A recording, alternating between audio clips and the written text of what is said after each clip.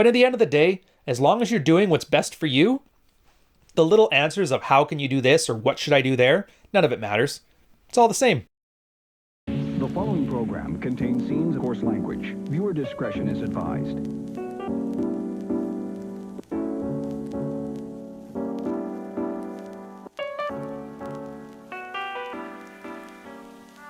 What is it we do here on the Red Pill?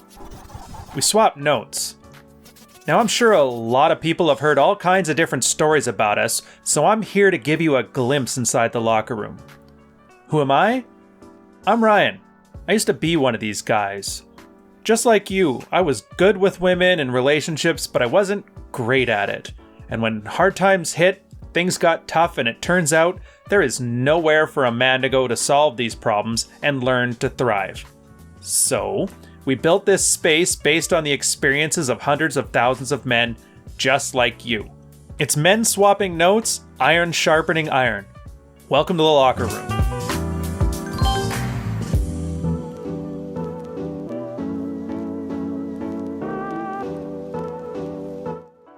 A girl I've slept with 3 times hit me up while she was drunk, wanted to be picked up and come spend the night.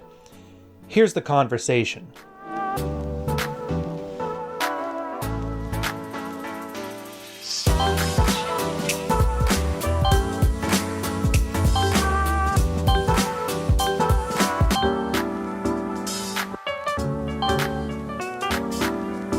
She lives an hour away, and I was legit busy with work, and I'm home tonight, and I wanted to catch up on some sleep. How would you guys have held frame in this conversation? I don't know whether to ignore the text when I feel like meeting up, or next her, or reply in the morning and tease her. Help.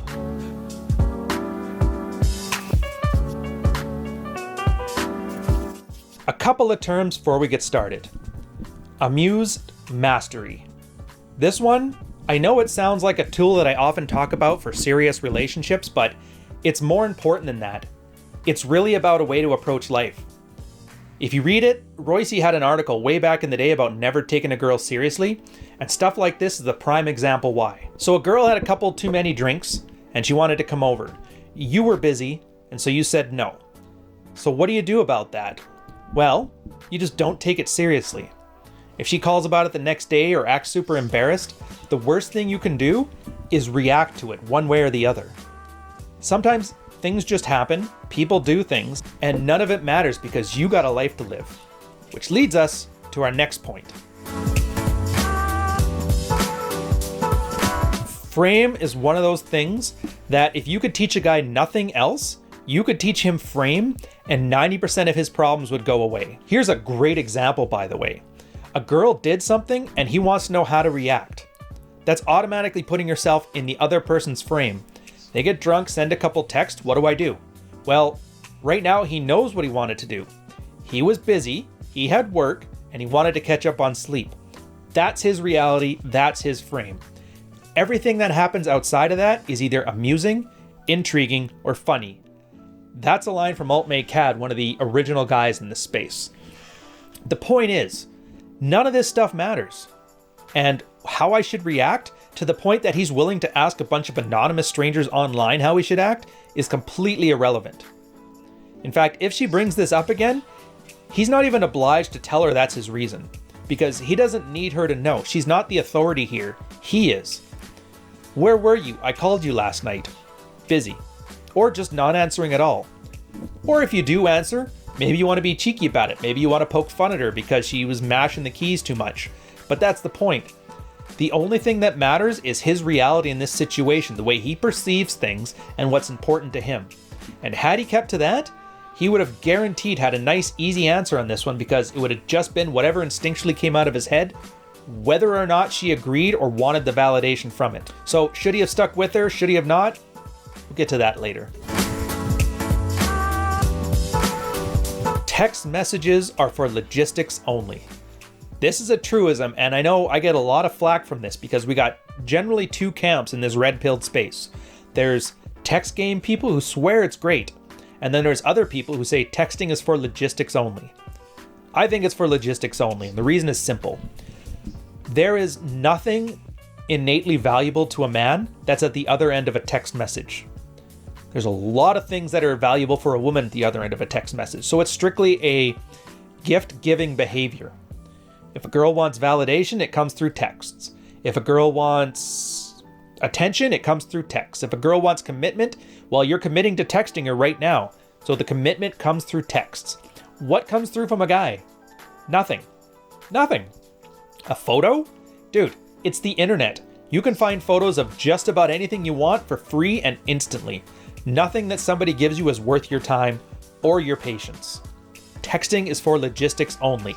And if you think this just matters when you're single, think about it when you're married for 10 years with 2 kids in tow and your girl is constantly complaining, expecting you to pick up the phone on a moment's notice. Yeah, sometimes you realize my emotions are not made for text messaging.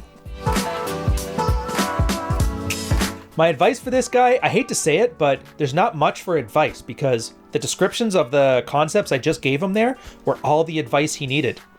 Well, what do you want to do? In this case, he got a text offering something that most guys would jump on, but you know what? He was busy and he was tired, so he ignored it. Perfect.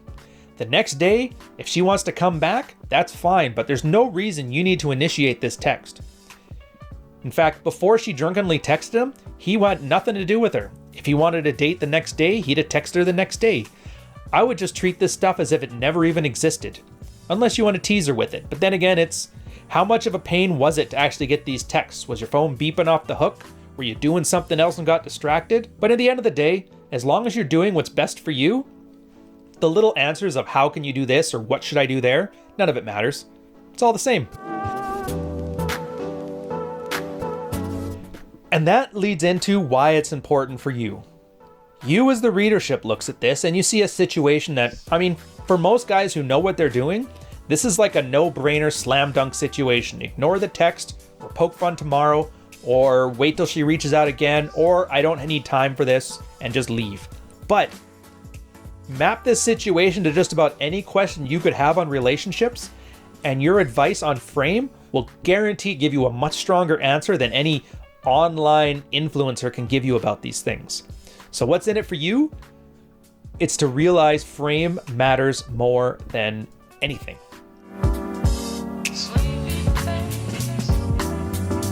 An alternative? There's nothing to it. I'll make it quick. She sends these drunk texts. He wanted to go to sleep. Go to sleep. In the morning, laugh at the text, show your buddies, have a good chuckle over it, and, revisit. If you wanted to date her Friday, call her Friday. If you're done with her nonsense and this isn't the first time she's done it, delete her phone, block the number. It's really what you want to do. Then once you're done with it, this won't even be a thought that enters your head, let alone something you'd want to post on the internet. I'm not faulting the guy for it. To be honest, as far as problems go, there's a whole movement of guys going their own way that would love to have this problem right now, and they just can't. Now that he's got it, you just got to learn to own it. She's going to feel things. She's going to send things out. And there's no guarantee she didn't send this to 10 people seeing who would bite. But I guarantee you, it's really none of his concern and he doesn't need to concern himself with it. She does what she does. No obligation for him to act just because she decided to talk. And with that, it's a nice quickie. I'll leave you to it. Thanks for sticking around this far. Again, come check out Patreon if you got a second. We don't charge till the end of the month and it's just the price of a cup of coffee. We got tons of content that's like this, only better, unfiltered, unscripted. And not only that, we have 100 plus guys in there swapping notes with each other on stories that are way better than this, helping everybody else thrive in the way that they think is important. So on that note, I'm going to leave you guys to it. Take care. Charles Bukowski, Women a Novel. Jordan Peterson, 12 Rules for Life. Neil Strauss, The Game. I liked this book. Make sure to add some salt to this dish before putting it into the oven. A nice healthy sprinkle.